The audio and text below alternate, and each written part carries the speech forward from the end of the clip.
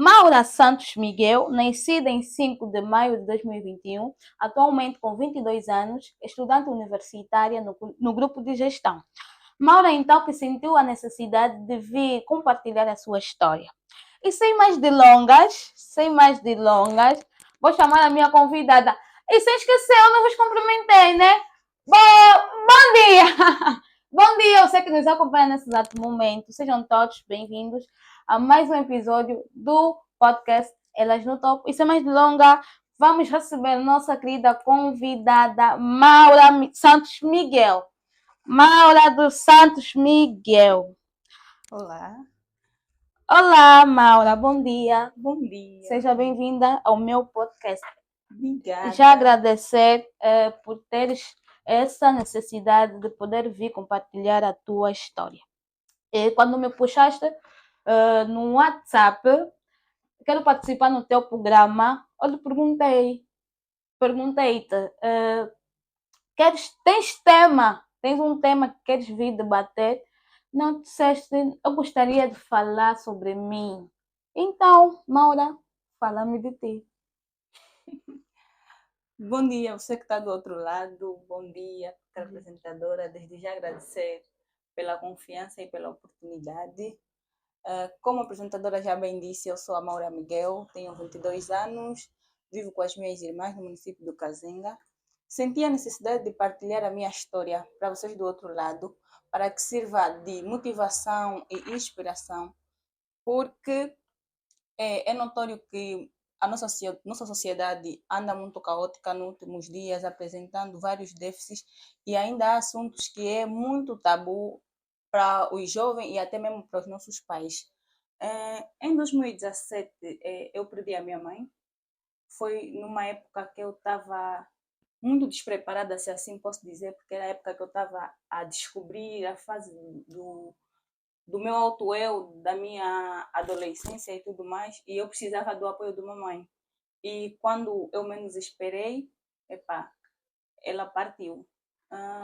Dizer que não foi fácil, sabendo que tinha irmãs menores e que, de certa forma, precisavam do apoio de uma mãe, e no momento não tinha. Tanto para mim como para as minhas irmãs, eu acho que digo que foi a pior fase da minha vida. E eu tive que aprender a lidar com isso. Eu tive que esconder para as outras pessoas que eu não estava bem, em prol da saúde das minhas irmãs menores e até mesmo do meu pai. E nessa de eu tentar esconder para as outras pessoas que eu estou bem, eu estava me afundando. Era aquela situação, tu não consegues chorar em casa, mas tu choras no táxi, tu choras na escola, tu choras na rua. Em casa eu tinha sempre que mostrar que é uma fase, estamos sujeitos a isso.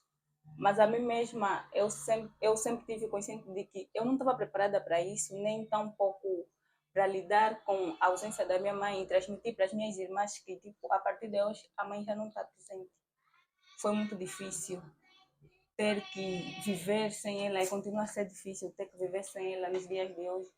Porque agora que eu cresci, eu sinto mais a necessidade dela, mais a falta dela. São coisas que, ainda que eu contar para outra pessoa, não vai ser a resposta que talvez eu queria, porque se fosse de uma mãe, a resposta seria talvez mais acolhedora, mais motivacional, e nem sempre é isso que nós recebemos. E é mais ou menos isso. Nos diz, Maura, essa toda situação que tu passaste trouxe algum defeito? Entraste em depressão? Sim, sim.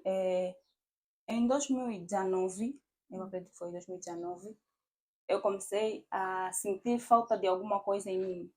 Eu já não me reconhecia, eu só queria estar comigo mesma, sem ânimo para nada. E eu fui conversando com pessoas e estavam a dizer, deve ser índices de depressão e tal. Eu ainda achava que depressão era uma coisa só da cabeça, de falar que não, eu quero estar isolada.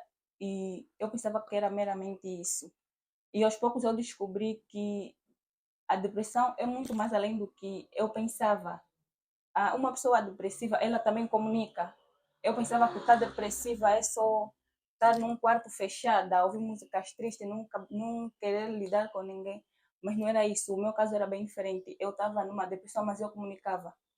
Era muito difícil as pessoas notarem que eu estava em depressão, porque quando as pessoas estivessem presentes, era uma Maura muito à vontade, muito espontânea e que falava sobre tudo. Mas quando eu me encontrava num sítio sozinha, aí as coisas apertavam, que eu me perguntava sempre qual era o motivo, por que as coisas tinham que ser assim, por que tinha que acontecer dessa forma, e foi muito, mas muito difícil. E como é que tu superaste essa depressão? Bem, a princípio, eu conversei com uma vizinha, eu expliquei o que sentia, porque eu não queria passar diretamente a informação para as minhas irmãs que eu estava com aquilo e isso, porque na época o meu pai também não estava bem, então eu preferi conversar com uma vizinha e expliquei a situação. A vizinha disse: "Opa, eu não sei, eu sou do mato, passo o termo, e não conheço essa toda a coisa. A única coisa que eu posso te aconselhar é para ires para uma igreja e colocar a questão." Mas depois eu vi que não era isso que eu precisava ouvir, não era o que eu precisava realmente no momento. Então, eu conversei com uma amiga e ela disse-me: "Olha, a única forma que tu tens é de dizer para a tua família que tu estás a passar por isso e junto de um psicólogo superarem isso." Ah, e como tens lidado, com a ansiedade? É, És uma pessoa ansiosa? muito, muito, muito, muito. Estamos na luta para vencer isso. Tanto é que a minha ansiedade é manifestada de uma forma muito estranha. Eu, quando estou muito ansiosa, eu arrumo tudo. Tudo que tiver à minha frente. É tipo tirar uma coisa daqui para aqui. Não fico quieta. Yeah, é mais ou menos isso. E como disseste que perdeste a tua mãe, e que naquele momento tinhas irmãs pequenas, e como tens lidado, para não poder passar aquela, aquela frieza, como eu posso dizer, estou a tentar buscar um termo aqui, aquela fraqueza mesmo, de poder mostrar que tu também não estás bem, mas para tu poderes lhe dar força, você precisa lhes mostrar que tu estás bem, que tu és forte, mas não estavas a se sentir forte o suficiente para lhe dar aquela garra, aquele conforto, porque nós sabemos o único consolador é o nosso Senhor Jesus Cristo, né? O nosso Deus. Então, como é que foi lidar com isso? Como já bem disseste, eu tive que recorrer nos braços de Deus. Não tinha outra opção. Aí eu tentei ser forte me inspirando no meu pai, mas eu via que o meu pai estava mais fraco que eu. Para as minhas irmãs, então, as minhas irmãs mais velhas, era uma coisa muito, mas muito pesada. Então, eu decidi entregar a minha vida a Deus. Comecei a frequentar uma igreja e tudo quanto eu passava, eu só entregava nas mãos de Deus e pedia que Ele me desse força para aguentar. Não, até agora ainda não é fácil, porque as meninas estão a crescer agora e ainda há aquela. Como é que a mana é nossa irmã, mas não te chamamos mamã, o nosso pai, também pai da mamã, mas a mamãe que é nossa mãe, é um monte de perguntas, é um misto. E que se eu não tivesse Deus, não sei como é que seria, como é que eu podia transmitir essa informação. Então, o meu refúgio tem sido Deus. E ok. Eh, Tens um conselho a deixar para aquele jovem? Porque há quem passa coisa mais pior que essa, e outros não buscam a Deus. Outros vão nos bares, bebem, viram pessoas que não eram para ser, sabe? De tanta depressão, de tanta pressão, porque quando nós temos mãe, é tudo. Mãe é tudo na vida. E nós nunca estamos preparados a perder ninguém e nenhuma mãe. E isso aqui é um golpe, tipo, é tipo tirar uma parte de nós. Então, deixa um conselho à pessoa que vai ouvir, há quem vai se comover com a história, há quem também nesse exato momento tá a passar por isso, mas precisa de uma força, precisa de uma garra para poder ultrapassar isso. Não digo que é esquecer, é só aprender a viver e aceitar. É isso. Nosso conselho. Bem, para você que se encontra numa situação idêntica à minha, ou ainda não passaste por isso, e desejo que ame de verdade a tua mãe, porque a mãe é a maior prova de amor que existe. Sempre que puder deixar uma mensagem, um texto, para mostrar o quanto amas ela, faça, porque não é fácil viver sem uma mãe e nunca será. o que as mães fazem, nenhuma outra pessoa é capaz de fazer. É um amor incondicional. Então, o conselho que eu deixo para você que tem ainda uma mãe em vida, ame todos os dias e mostre para ela o quanto ela é importante para ti. Maura, muito obrigado por ter Obrigada eu. vindo partilhar com a gente a tua vida. Muito, muito. Eu quero que muita gente possa entender e perceber que sozinho não conseguimos fazer quase nada. E tivesse o apoio de amizades nesse. Sim, sim. Tive uma amiga, e infelizmente por destino já não falamos, mas ela ajudou-me muito nessa fase. As minhas irmãs mais velhas.